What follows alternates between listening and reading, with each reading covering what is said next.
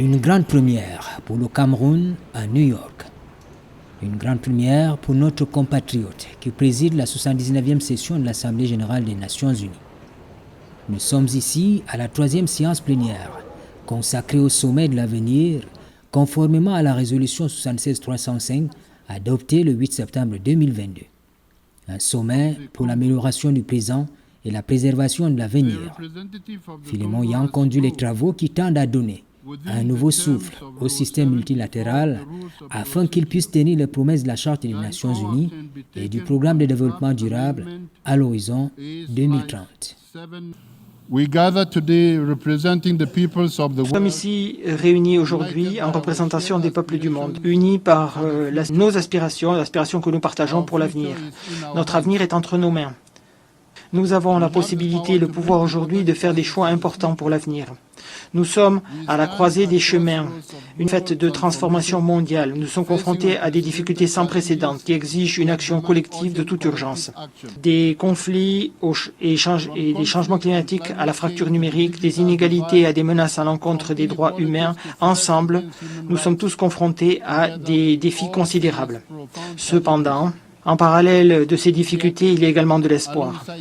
Il y a de l'espoir parce que les difficultés sont assorties de possibilités. La possibilité de nous renouveler, d'innover, de coopérer au niveau mondial. Ceci est à notre portée.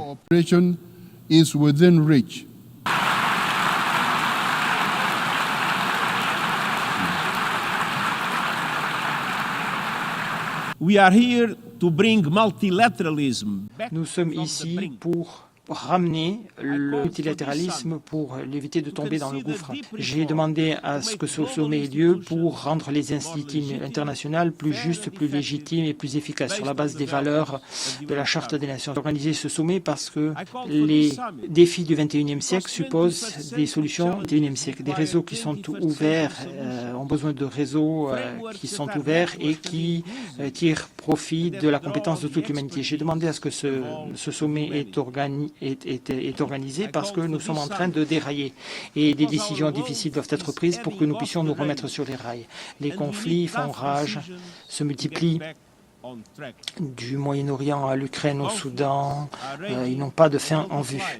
Notre système de sécurité collective est menacé par des divisions politiques, par l'élaboration de nouvelles armes, l'apparition de nouveaux théâtres de conflit, la menace de l'arme nucléaire, des ressources qui pourraient donner l'espoir et pourraient supposer davantage de possibilités sont investies dans la mort et la destruction.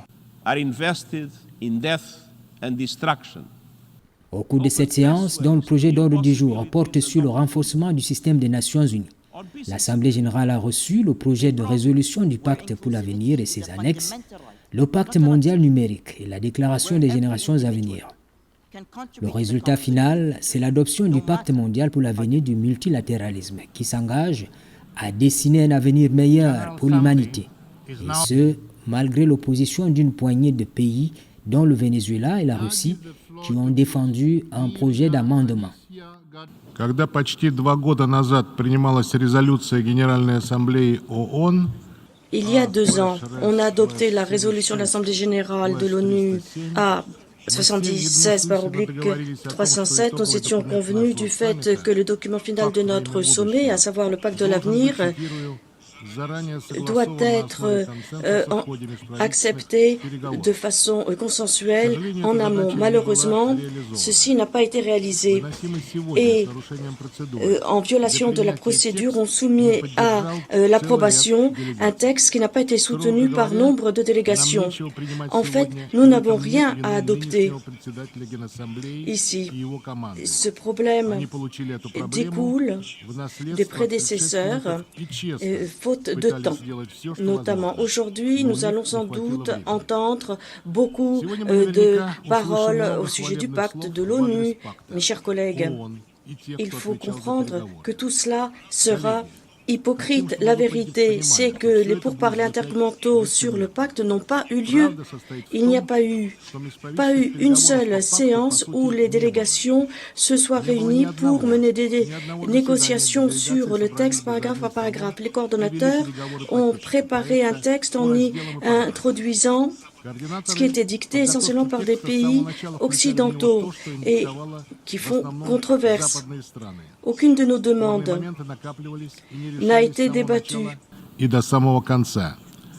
Le Mexique et le Cameroun ont soutenu la motion de non-décision présentée par la délégation de la République démocratique du Congo au nom du groupe africain. Le groupe africain estime qu'il est de notre responsabilité collective d'assurer et de garantir un avenir meilleur pour les générations actuelles et futures au moment même où nous nous trouvons à la croisée des chemins.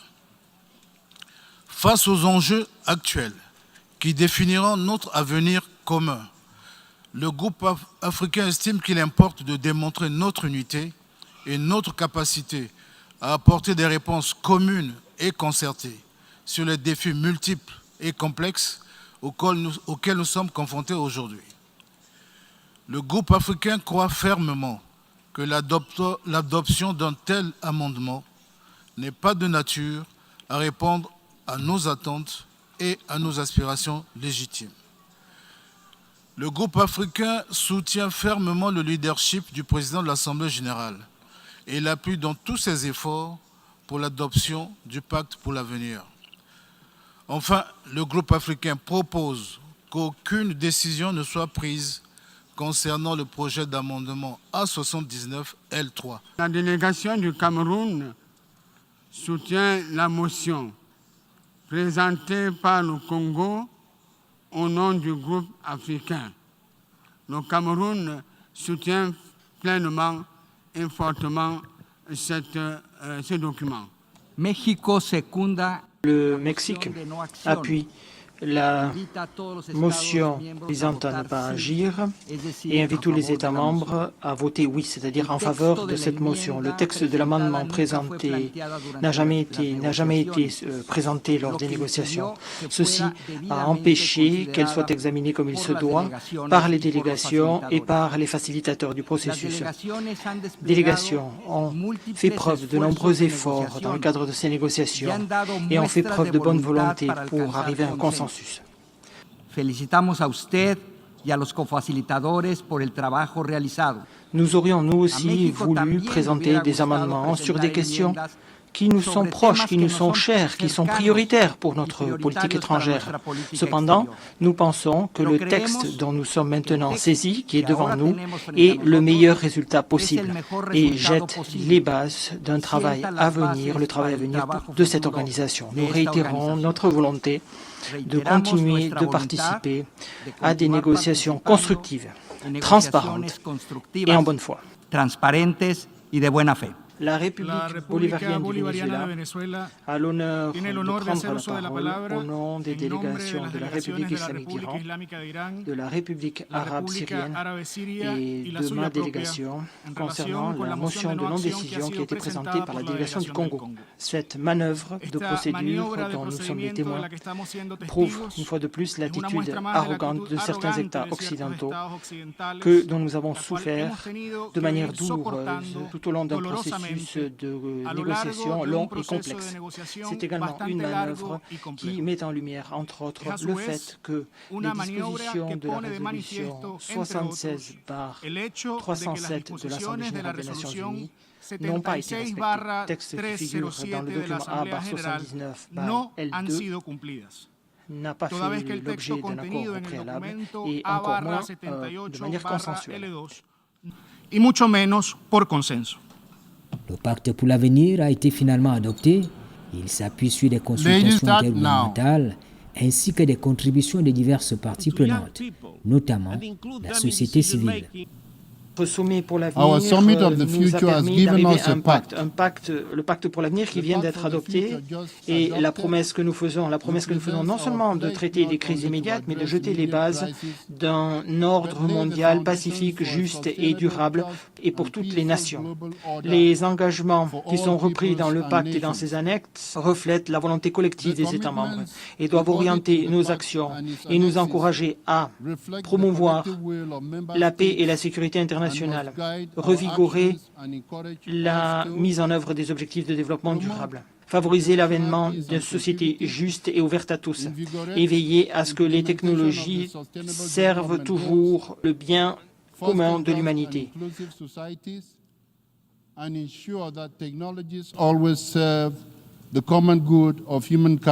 Le pacte s'articule autour de la réaffirmation des piliers des Nations Unies, à savoir le développement, la paix et la sécurité, ainsi que les droits humains.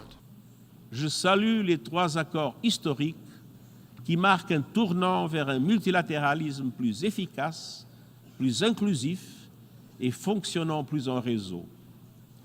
Je me suis battu pour les idées portées par ces accords depuis le tout premier jour de mon mandat. Et je serai pleinement engagé dans leur mise en œuvre jusqu'au tout dernier jour. Nous avons ouvert la porte. Il nous incombe désormais à toutes et à tous de la franchir, car il ne s'agit pas seulement de s'entendre, mais aussi d'agir. Et aujourd'hui, je vous mets au défi de passer à l'action, de mettre en œuvre le pacte pour l'avenir en privilégiant le dialogue et la négociation, en mettant fin aux guerres qui déchirent le monde et en réformant la composition et les méthodes de travail du Conseil de sécurité. D'accélérer la réforme du système financier international, notamment à l'occasion de la conférence sur le financement du développement qui se tiendra l'année prochaine. De placer les nouvelles technologies au service de l'intérêt supérieur de l'humanité. Ce qui détermine notre succès ou échec, ce n'est pas l'adoption d'accords, mais bien nos actions et leur impact sur la vie des populations que nous servons. Les États s'engagent également à renforcer la coopération internationale pour la science et la technologie pour en accélérer l'usage en faveur de l'agenda 2030.